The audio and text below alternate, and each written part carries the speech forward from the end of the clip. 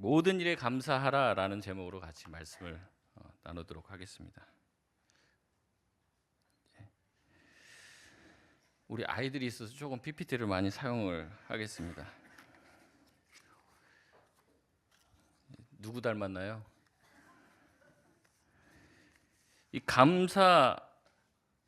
감사에 대한 이야기들을 너무 많이 우리가 듣는데 감사라고 하는 이 단어가요. 범사에 감사라고 했을 때 감사라는 단어가 유카리스테오라고 하는 단어입니다. 이 단어가요. 이제 신약 성경에서 번역이 될 때는 감사하다, 감사하라 뭐 이렇게도 번역이 되지만 또 축사하다 이런 뜻으로 쓰여요. 그래서 예수님께서 축사를 언제 하십니까? 이제 오병이어, 칠병이어 할 때 하늘을 향하여 축사하시잖아요. 그때 이 단어가 유카리스테오라고 하는 단어가 쓰입니다. 또 언제 하나님께서 예수님께서 감사하다 이 단어를 사용을 하시냐면 예수님께서 이 자기의 어떻게 보면 사랑하는 친구라고 할 수 있죠. 이 나사로를 살릴 때, 나사로를 다시 일으킬 때 그때도 하나님을 향해서 감사하시죠. 여러분 그러면 감사란 과연 무엇일까요? 국어사전을 보니까 이렇게 얘기해요. 고마움을 나타내는 인사다.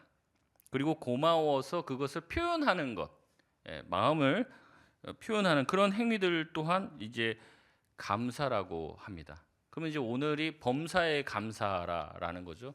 이제 우리가 보면은 이제 요새 애들이 이제 성경의 말씀이나 이런 게 조금 어려우면 평소 우리가 쓰지 않는 말이면 잘 몰라요.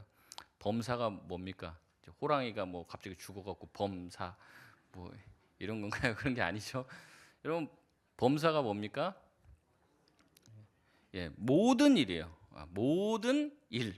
그게 바로 범사라는 거죠. 그러니까 오늘 말씀 겁니다. 범사에 감사하라. 모든 일에 어떻게 하라고요? 감사하라라는 것입니다. 근데 문제는 뭐냐면 이 모든 일에 감사하기가 쉽지 않아요. 왜냐하면 정말로 감사할 만한 일들, 뭐 아이들에게 뭐 요새 애들 핸드폰 좋아하니까 최신 핸드폰 사주고 뭐 용돈 팍팍 주고 그러면 애들이 자동으로 뭐가 나와요? 감사합니다. 고맙습니다. 이 말이 자동으로 나오지만 여기 나와 있는 이 친구처럼 뭐라고요? 짜증나는 일인데 짜증나는 일이 생겼는데 어떻게 감사할 수 있냐는 거죠. 감사할 만한 일이 있을 때는 어때요? 감사하죠. 그런데 자동으로 감사해요. 근데 짜증나는 일이 있어도 모든 일에 감사라는 거는 결국에는 짜증나는 일, 슬픈 일, 나쁜 일에도 어떻게 하라는 거예요? 감사하라는 거죠. 근데 이제 이 아이가 이렇게 얘기하는 거예요. 짜증나는데 어떻게 감사를 해요? 감사할 게 없는데 뭐 감사하냐? 이렇게 얘기한다는 거죠. 근데 오늘 왜 성경은 우리에게 감사라고 말하고 있을까요? 먼저는 우리가 감사라고 했을 때 이 두 가지를 살펴봐야 되는데 정말 감사할 만한 일이에요. 누가 봐도 감사할 만한 일인데 그것부터 감사를 해야 된다는 거예요. 감사는 우선 그래요. 누가 봐도 감사할 만한 일에 대해서 우리가 감사할 수 있어야 한다는 겁니다. 누가복음 17장에 보면은요. 나병 걸린 이 사람들이 나옵니다. 이 10명의 나병 걸린 사람들이 있어요. 근데 예수님께서 이들을 고쳐 주십니다. 그래서 한 명이 예수님께 찾아와서 얘기하죠. 예수님 감사합니다. 예수님이 저를 고쳐 주셔서 감사해요. 근데 예수님이 뭐라고 얘기하시냐면 나머지 9은 어디 있느냐? 이렇게 얘기한다는 거죠. 왜 너 혼자 왔냐? 10명이 고침 받았는데 왜 너 혼자만 와서 감사하다고 얘기하고 있느냐라고 얘기한다는 거죠. 여러분 나병에서 고침 받았으면 감사할 일이에요, 아니에요? 감사할 일인데 감사를 안 한다는 거죠. 당연한 일인 것처럼 생각하는 겁니다. 우리도 마찬가지입니다.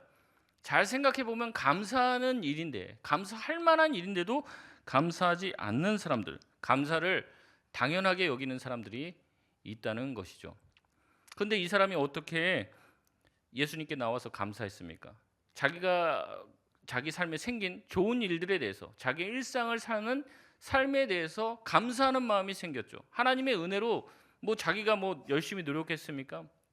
예수님한테 무슨 돈을 갖다 바쳐서 자기 병이 나았습니까? 아무것도 한 게 없죠. 그런데 은혜로 자기가 나음을 받았기 때문에 하나님 앞에 감사하게 되는 거예요. 여러분 우리도 돌아보면 감사할 게 너무 많죠. 너무 많죠. 돌아보면은 뭐 정말 모든 것이 다 감사합니다. 그래서 이제 감사의 고백들을 우리가 자주 해야 되는데 우리가 감사보다는 뭘 많이 해요? 불평을 많이 하는 거예요. 마땅히 감사해야 될 것에 감사하지 못하고 자꾸 눈이 그래요. 자꾸 안 좋은 것만 봅니다.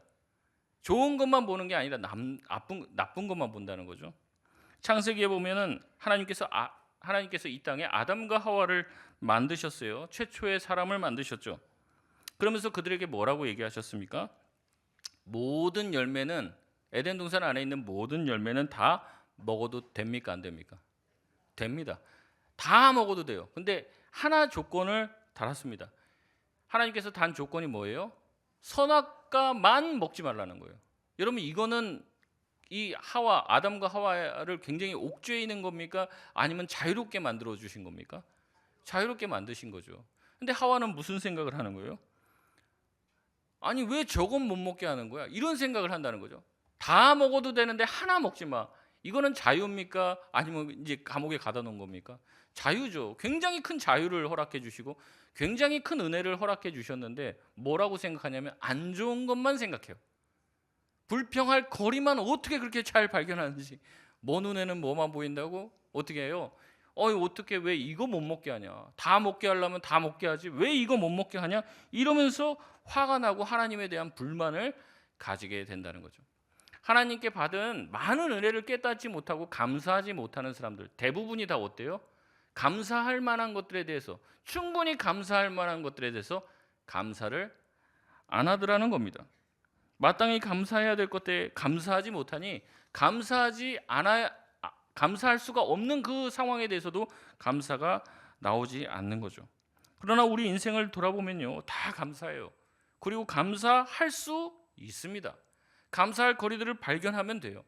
아까도 말씀드렸지만은 이 하와처럼 안 좋은 것만 보려고 하면 안 좋은 것만 보여요. 근데 좋은 거를 보려고 하면 어떻습니까? 좋은 게 또 보인단 말이죠. 여러분, 인생이 다 그렇다는 겁니다. 우리 학생들 뭐 학교 가고 이제 급식 나눠주고 그런데 편식을 많이 하죠. 근데 편식 어떻게 고치면 됩니까? 밥을 굶기면 한 끼만 굶어 보십시오. 뭐 땅에 떨어진 것도 먹습니다. 하루만 굶어봐요. 장사가 없어요. 여러분, 그런데요, 우리 이제 유엔에서 지난 3월에 조사를 했습니다. 전 세계 인구 중에서 하루 종일 한 끼도 못 먹는 사람, 하루를 통틀어서 한 끼도 못 먹는 사람이 전 세계 7억 3천만 명이라는 거예요. 이 유엔 보고서가 나왔습니다. 그렇게 많은 사람이 하루에 한 끼도 못 먹는다는 거예요. 근데 음식물 쓰레기는 얼마나 되는 줄 아십니까? 하루에 10억 끼를 버린대요. 10억 끼. 그러니까 우리가 다 나누면은 어떻게 된다는 거예요? 다 배불리 먹을 수 있고 하루에 한 끼 이상은 먹을 수 있다는 거죠. 어떤 사람들은 이런 얘기하면 또 비꼬면서 다이어트해서 좋겠네요.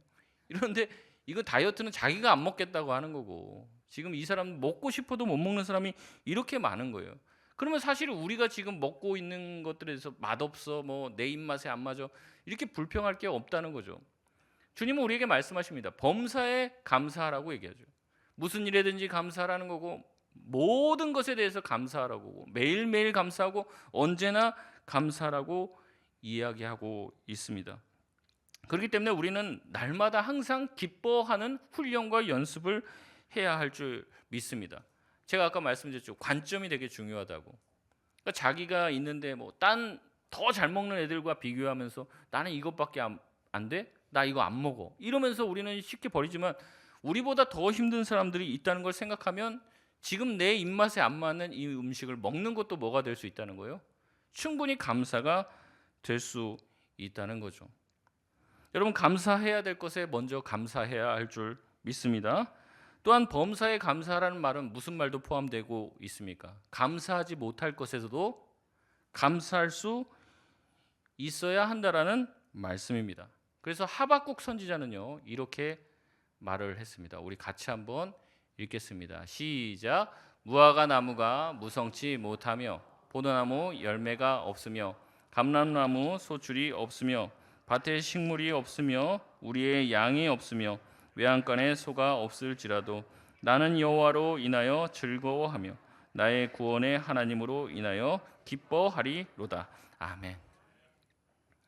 하박국은 얘기합니다. 자기 삶의 어떠한 조건 때문에 기뻐하는 게 아니에요. 이게 무화과 나무가 무성치 못하고 포도나무 열매가 없고 뭐 감람나무 소출이 없다. 이게 이제 고3 아이들 딱 하면은 대학 진학하는 것마다 족족 떨어지고 수능 시험 치러 갔더니만 생각했던 공부했던 게 생각이 하나도 안 나고 그래서 평소 모의고사 성적보다도 훨씬 안 나왔다는 거예요. 여러분 그럼 감사할 수 있을까요? 감사하기가 어렵죠. 불평불만하게 될 거예요. 내가 그렇게 기도했는데 하나님 왜 나를 안 도와주시지? 이런 생각할 거예요. 하박국도 마찬가지입니다. 그런데 뭐라고 얘기하는 거예요? 그게 없을지라도 나는 누구 때문에 기뻐하고 즐거워하고 감사한다고 그래요? 여호와 하나님으로 말미암아 기뻐할 수 있다. 주님이 나를 지켜주시고 나를 보호해 주실 것이라는 것을 믿고 나는 주님 바라보면서 기뻐하고 감사할 수 있다라고 얘기하고 있습니다. 여러분 이런 고백은요, 하박국의 고백은 예수님도 동일한 고백으로 이어지게 됩니다. 예수님도 감사하는 삶을 사셨습니다. 예수님은 하나님 감사합니다라고 기도하셨어요. 근데 예수님의 상황, 그때 상황과 조건은 전혀 감사할 만한 상황이 아니었습니다. 5천 명이나 되는 사람들이 모여서 예수님의 말씀을 들었는데 이제 너무 밤이 늦게 된 거예요. 어디 가서 도시락 사올 수도 없어요. 갑자기 어디 가서 이 많은 사람들의 식사를 어떻게 할 수가 있겠습니까? 그 상황을 보고 이제 어떻게 할 거냐? 그 전에 식사 때가 되기 전에 다 보냈어야지. 뭐 이런 식의 제자들의 말에 예수님은 먼저 하늘을 향해서 감사합니다. 이게 바로 축사하셨다는 말씀이죠. 예수님은 축사하시고 나서 어떻게 했습니까? 감사 기도를 하고 떡을 떼었습니다. 도시락을 떼었습니다. 그러자 어떻게 됐습니까? 5천 명이 먹고도 남는 기적이 일어났다는 겁니다. 이 모든 것의 시작은 감사로 시작이 되었다는 거예요. 아까도 말씀드렸지만 요한복음 11장에 보면 이 나사로에 대한 이야기가 나옵니다. 예수님께서 나사로가 아프다는 소식을 듣고 가시는데 왜 그런지 모르지만 일찍 가시지 않아요. 이제 시간을 좀 지체하십니다. 그러니까 예수님이 가니까 온데 사람들이 다 불평불만이에요. 왜 이때 왔냐? 예수님 조금만 더 일찍 왔으면 우리 오빠 안 죽었을 텐데 예수님 왜 이제 왔냐? 다 타박을 해요. 예수님이 눈물을 흘리시는 거죠. 그리고 무덤 앞으로 가서 무덤을 열라고 얘기하시고 제일 먼저 하시는 게 무엇입니까? 바로 감사였다는 겁니다. 아버지여 내 말을 들으신 것을 감사하나이다. 무슨 말을 하기도 전에 먼저 감사를 선포하시는 거예요. 사랑하는 사람이 죽었고 수많은 사람들이 예수님을 공격하고 불평불만을 했지만 예수님을 감사하셨습니다. 그리고 어떻게 했습니까? 죽었던 나사로가 무덤에서 나오게 되었던 것이죠. 예수님께서는 어떤 상황과 환경 가운데서도 감사의 거리를 찾고 감사할 줄 아는 분이었습니다. 우리 또한 예수님의 제자고 예수님을 믿는 사람이라면 어려운 환경과 상황 가운데서도 감사해야 할 줄 믿습니다. 우리 삶에 뭐 어려움들 많이 당하시죠. 근데 어려움 중에 정말 끝판왕은 누군가 내 사랑하는 사람이 이제 죽는 일일 거예요. 그 사랑하는 사람이 죽으면 참 마음이 어렵죠. 그 사랑하는 사람 중에서 뭐 부모님 돌아가시고 부모님 돌아가신 게 잘 돌아가셨다는 게 아니고 부모님은 우리가 예상을 하잖아요. 좀 아프시고 연세가 되시고 이게 뭐 순리처럼 돌아가신다 예상이 되고 그래서 돌아가시니까 마음의 슬픔은 있지만 이제 우리가 순리로 받아들이는 측면이 있습니다. 배우자도 마찬가지죠. 뭐 너무 사랑하는 배우자지만 뭐 먼저 돌아가시는 분이 계시고 남아 계시는 분이 계시죠. 근데 참 우리가 그런 것들은 그래도 그나마 자연스럽게 받아들이는데 참 우리가 받아들이기 어려운 것이 어떤 가족의 죽음입니까? 바로 자녀의 죽음이죠. 여러분 자녀의 죽음과 자녀의 고통에 대해서 우리가 무슨 감사를 하나님 앞에 할 수 있겠습니까? 지구촌교회 원로 목사님인 이동원 목사님이 새롭게 하소서에 나와서 간증하는 내용을 제가 봤습니다. 이 아들이 굉장히 잘 나가는 아들이었더라고요. 한동대 로스쿨을 수석 졸업을 했습니다. 우리 국내 유명 법무법인에서 일하고 또 유학을 가서 해외에서 국제 변호사가 됐어요. 그래서 LA에서 확 사는데 어느 날 이제 전화를 해서 아빠 내가 몸이 좀 안 좋아 그렇게 얘기를 했다는 거예요. 근데 코로나가 한참 때였어요. 그래서 뭐 여러 가지 뭐 코로나일 수도 있고 뭐일 수도 있고 뭐 이렇다고 생각했는데 병원에 따가서 진찰을 받았는데 뭐라고 병원에서 얘기하냐면 대장암 말기라는 거예요. 그때 아들이 40대 초반이었습니다. 운동도 굉장히 잘하고 운동하는 걸 좋아하고 건장하고 뭐 이러니까 아들의 건강에 대해서는 단 한 번도 신경을 써본 적이 없다는 거예요. 그 정도로 감기도 안 걸린 아들이었다는 거죠. 근데 이 일이 이렇게 된 거예요. 그래서 그때부터 기도하자. 투병 생활을 이어갔습니다. 한 8개월쯤 됐을 때 전화가 왔어요. 아들이 위독하다고. 지금 빨리 오라고. 그래서 당장 LA로 향하는 비행기를 타고 이 LA 공항에 도착했는데, 도착해서 전화를 받았는데 뭐라냐면 3시간 전에 사망했다는 거예요. 그래서 이동원 목사님이 너무 마음이 아파서 그 장례를 치르는데, 코로나 기간이라서 뭐 누가 와서 장례 뭐 이런 것도 하기가 굉장히 어려운 그런 상황에 힘들게 장례를 치루었다는 거예요. 이제 보통 3일장을 하잖아요. 이렇게 장례를 진행하는데 화장하는 날, 그러니까 발인하는 날이죠. 발인하는 날 그 바로 전날. 그래도 이제 목사님이니까 아침마다 큐티를 하시는데, 큐티 하려고 그 우리도 매일 성경 보잖아요. 그러니까 뭐 정해진 그렇게 하는 게, 이제 남이 정해놓은 본문을 하는 거예요. 제가 막 이렇게 딱 짚는 게 아니라. 근데 이동원 목사님이 아들 화장하기 바로 전날 아침에 일어나서 오늘 성경 본문 어딘가 하고 매일 성경을 딱 폈는데, 그 본문이 뭐였냐면 바로 오늘 본문이었다는 거예요. 항상 기뻐하라, 쉬지 말고 기도하라, 범사에 감사하라. 이것이 너희를 향한, 그리스도 예수 안에서 너희를 향한 하나님의 뜻이다. 그걸 딱 묵상을 하는데 그런 마음이 들었대요. 하나님, 내가 뭘 도대체 기뻐해야 돼요? 기도하라고요? 기도는 하겠습니다. 내가 기도는 하겠습니다. 감사하라고요? 뭘 감사하고 뭘 기뻐해요? 알려주세요, 제발 좀. 아들을 이렇게 먼저 보내고 이제 내일 화장을 해야 되는데 뭐가 저한테 기쁨이고 뭐가 저에게 감사합니까? 근데 여기서 목사님이 꽂힌 말씀은 이 다음 문구입니다. 범사에 감사하라. 이것이 그리스도 예수 안에 있는 너희를 향한 하나님의 뜻이다. 근데 이 뜻이라는 말이요, 사실 이제 원어로 보면 명령이라는 뜻도 돼요. 이게 너희들에게 하는 명령이라는 거예요. 그리고 여기 항상 기뻐하라, 쉬지 말고 기도하라, 범사에 감사하라, 이게 다 뭐냐면 명령이라는 거예요. 명령. 그래서 목사님이 그 말씀을 듣고 작별하며 드리는 감사. 10가지 감사를. 첫째, 아들이 그 지독한 암의 통증에서 해방되어 감사합니다. 둘째, 영광의 나라 천국에 입성하여 감사합니다. 세 번째, 유모가 많았던 아들로 인해 누린 기쁨을 감사합니다. 네 번째, 단 한 번도 불평 없이 자랑만 하던 아내와 애교덩어리 손자를 남겨주어 감사합니다. 다섯 번째, 어려서 게임을 좋아하더니 중독되지 않고 잘 커서 스포츠 회사의 변호사가 된 것 감사합니다. 여섯 번째, 아들의 고통을 통해 아들 예수님을 내어주신 하늘 아버지의 고통을 알게 하심 감사합니다. 일곱 번째, 아들의 암 투병을 통해 수많은 암 환자의 고통과 연대하게 된 것 감사합니다. 여덟 번째, 또한 자식들을 먼저 떠나보낸 수많은 부모들의 고통과 연대하게 되어 감사합니다.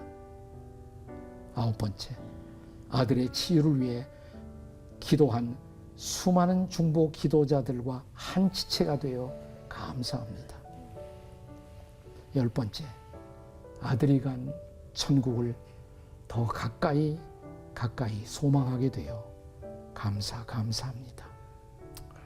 2020년 10월 가을 하늘 아래 아들 봄을 천국으로 보내는 목사 아빠 이동원. 여러분, 어떻게 감사할 수 있겠습니까? 저 같아도 감사할 수 없을 것 같아요. 근데 자기가 늘 설교했던 손양원 목사님, 자기 두 아들을 보내고 10가지 감사의 제목을 고백했던 그것이 떠올라서 자기도 하나하나 하나님 뭘 감사해야 될까요? 이게 나를 향한 명령이라면, 범사에 감사라는 하나님의 명령이라면 내가 목사인데 하나님의 명령을 지켜야 되잖아요. 그런 질문을 하면서 하나 둘씩 생각하니까 감사의 제목이 10개나 됐다. 그렇게 얘기하는 거예요. 여러분, 감사는요, 우리가 훈련되어져야 되는 것이고 주님의 명령인 줄 알고 감사해야 될 줄 믿습니다. 감사해야지, 감사할 거리가 있어야지 하지. 여러분 그거는 어떻게 보면은 우리 아이들 수준인 거죠. 우리가 예수 믿은 지 조금 오래됐고 주님의 사랑을 안다면 감사할 수 없는 상황에도 감사할 수 있는 성숙한 예수님의 참된 제자가 돼야 할 줄 믿습니다. 우리는 기도해야 됩니다. 하나님, 내가 감사하게 하여 주시옵소서. 감사야말로 하나님이 우리에게 주시는 하나님의 뜻이요 하나님의 명령인 줄 믿습니다. 그러니까 이동호 목사님도 그런 얘기 하시는 거예요. 감사하다 보니까 자기 마음에 기쁨이 차오르더라는 거예요. 감사하다 보니까. 그래서 이게 원리라는 거를 알았다는 거예요. 기도하면서 감사거리를 찾으면서 그러다 보니까 다시 한번 하나님께서 자기에게 주신 기쁨이 샘솟고 나중에 내 아들 다시 하늘나라에서 만날 그날을 소망하게 되었다. 그래서 자기가 지금은 하나님이 주시는 잔잔한 기쁨 가운데서 살고 있다 고백을 했습니다. 여러분, 저희도 하나님 앞에서 감사가 회복되고 감사가 훈련돼야 할 줄 믿습니다. 주님은 우리에게 말씀하십니다. 범사에 감사하라. 이것이 그리스도 예수 안에서 너희를 향한 하나님의 뜻이요 명령이라는 것을 기억하며 오늘 하루를 돌아보며 또한 내일을 바라보며 항상 하나님께 감사할 수 있는 저와 여러분 되시길 주의 이름으로 축복드립니다. 우리 이 시간 같이 찬양하며 기도하겠습니다.